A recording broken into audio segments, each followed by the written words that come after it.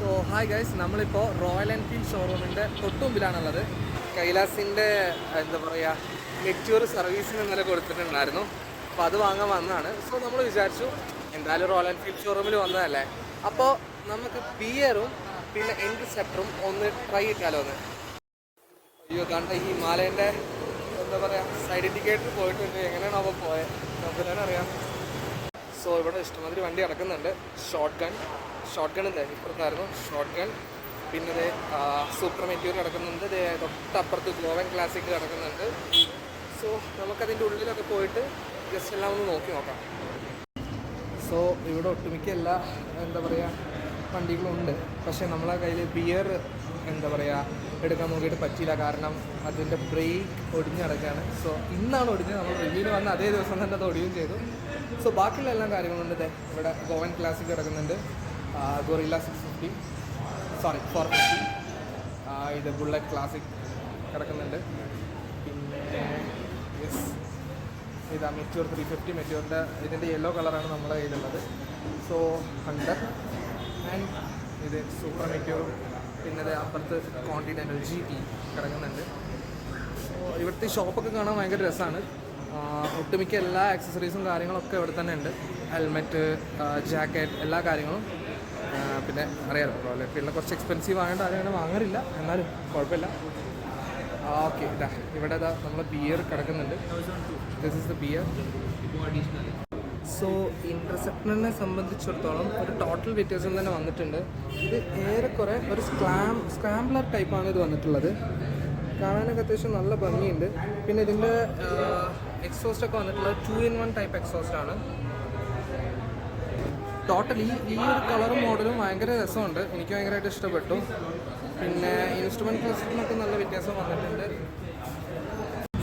ടയറിലും കാര്യങ്ങളിലൊക്കെ നല്ല വ്യത്യാസം വന്നിട്ടുണ്ട്. ഇത് കാണാൻ കുറച്ചും കൂടെ എന്താ പറയുക ഇൻ്റർസെപ്റ്ററിനെക്കാട്ടിലും കുറച്ചും കൂടെ രസമുണ്ട്. പിന്നെ ഇൻ്റർസെപ്റ്റർ ഒരു പണ്ട് മുതലുള്ള ഒരു ഭയങ്കരമായിട്ട് ഇഷ്ടപ്പെട്ടു. ഓടിക്കാനും രസമുണ്ടായിരുന്നു തോന്നുന്നു. നമുക്ക് നിർഭാഗ്യവശാൽ നമുക്കതിൻ്റെ എന്താ പറയുക ടെസ്റ്റ് ഡ്രൈവിന് സാധ്യമല്ല, കാരണം എൻ്റെ അവൈലബിൾ അല്ലാത്തതുകൊണ്ട്. ഗ്ലാസിൻ്റെ കൂടെ ഒക്കെ നോക്കുമ്പോൾ ഭയങ്കര ഒരു എന്താ പറയുക ഭയങ്കര ലുക്ക് തന്നെയാണ് കേട്ടോ ഈ ഒരു ഇൻ്റർസെപ്റ്റർ BR 650. കാണാൻ തന്നെ ഭയങ്കര രസമുണ്ട്. ഭയങ്കര അട്രാക്റ്റീവ് ആയിട്ടാണ് എന്നെ ഭയങ്കരമായിട്ട് അട്രാക്റ്റ് ചെയ്തു ഈ വണ്ടി. നമുക്ക് ഓടിക്കാൻ പറ്റത്തില്ല, ഭയങ്കര വിഷമമുണ്ട്. എന്നിരുന്നാലും കുഴപ്പമില്ല. ഇൻ്റർസെപ്റ്റർ നമ്മൾ ഓൾറെഡി ഓടിച്ചതാണ്.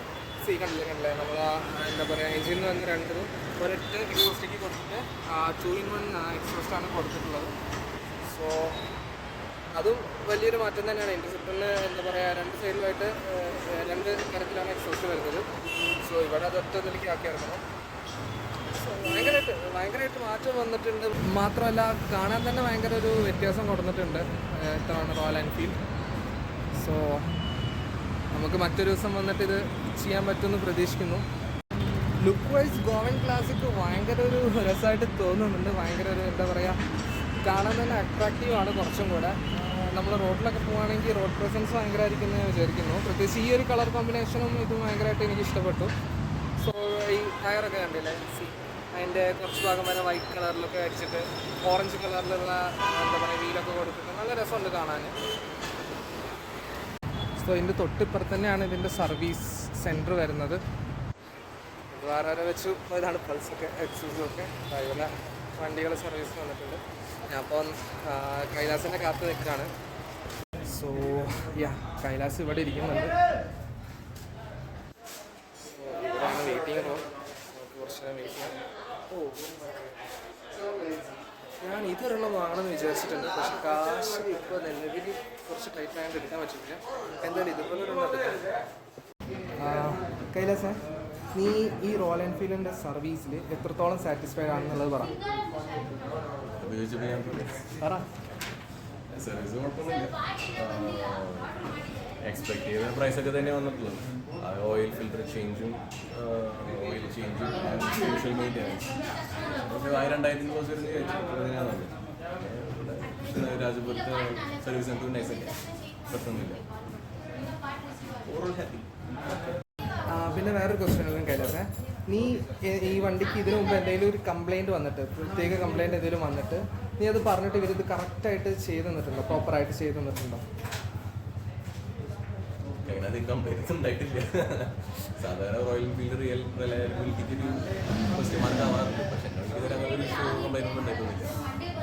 യൂഷ്വൽ സർവീസ് തന്നെ വരാറുള്ളൂ. മേജർ സർവീസ് ഇഷ്യൂസ് ഒന്നും ഉണ്ടായിട്ടില്ല. Hi bro. Hey, hi.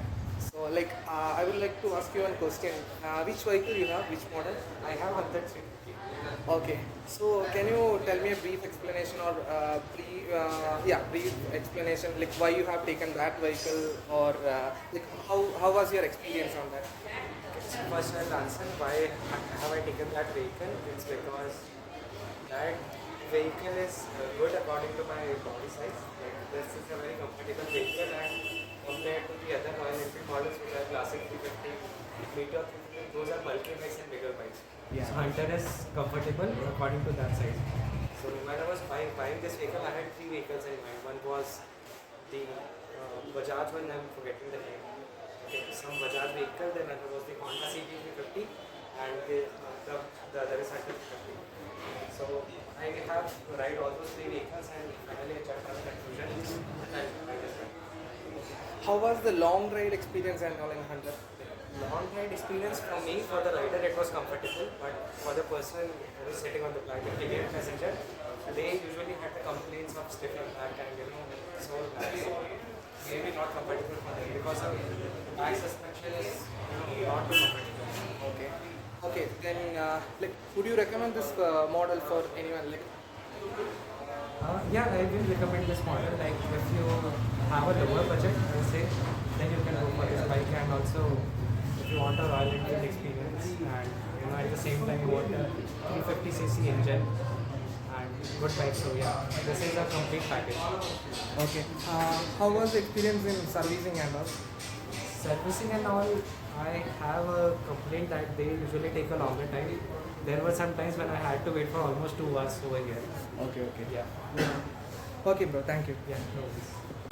So ഈ ഷോപ്പുള്ളത് എന്താ പറയുക KR പുരത്താണ്, റോയൽ എൻഫീൽഡ്.